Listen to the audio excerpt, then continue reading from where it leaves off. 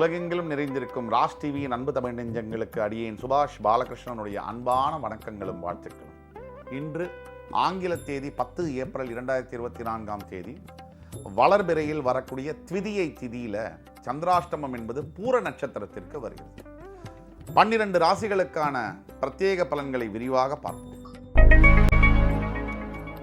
மேஷராசி அன்பர்களுக்கு இன்றைக்கு நாள் முழுவதும் ஜெயம் தரக்கூடிய நாளாக இருக்கிறது. வெற்றி மேல் வெற்றி, வாகை சூடக்கூடிய, பெருமை அடையக்கூடிய வாழ்க்கை இன்று உங்களுக்கு வசப்படும். எடுத்த காரியத்தில் தயக்கம் வேண்டாம், துணிந்து செல்லுங்கள், வெற்றி உங்களுக்கு.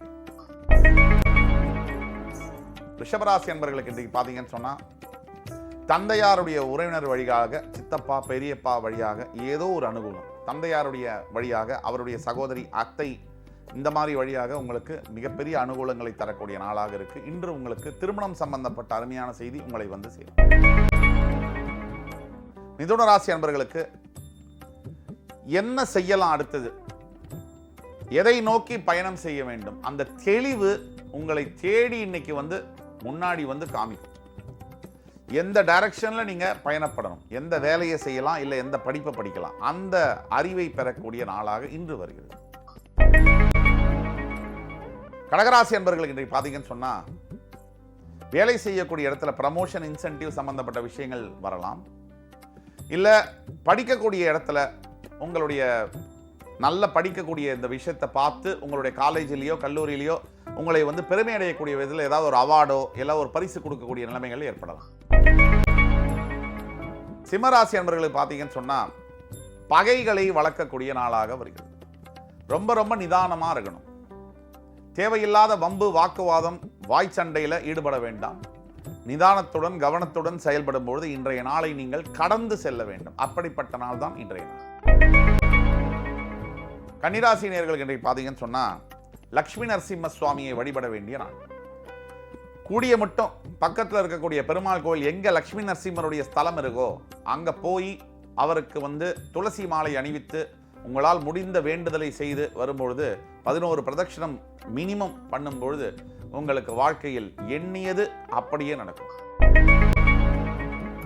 துலாம் ராசினியர்களுக்கு இன்றைக்கு பார்த்தீங்கன்னு சொன்னா, உங்களுடைய தாயாருடைய ஆசீர்வாதம் கிடைக்கக்கூடிய நாள்.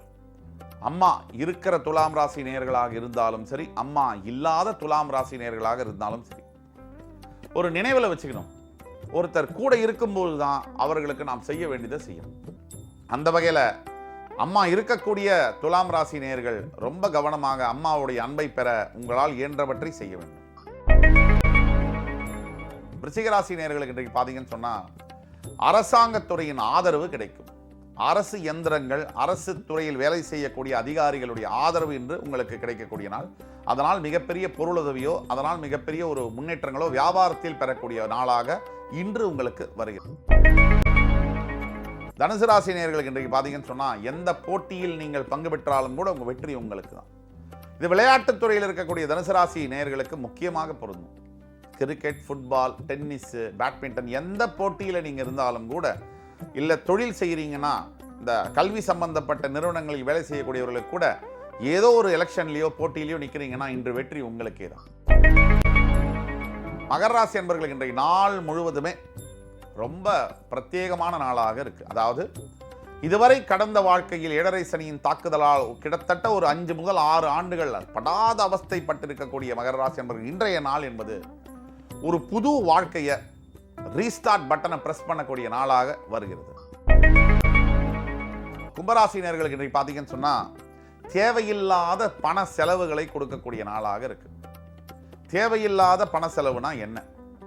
ஒரு மனிதனுக்கு வாழ்க்கையில 3 வேளை சாப்பாடு, போட்டுக்கிற ட்ரெஸ், 6 அடி நிலம். 6 அடி நிலம் எப்படியும் கிடைச்சிடும், பூமியில பிறந்தா எங்க வேணா இருக்கு.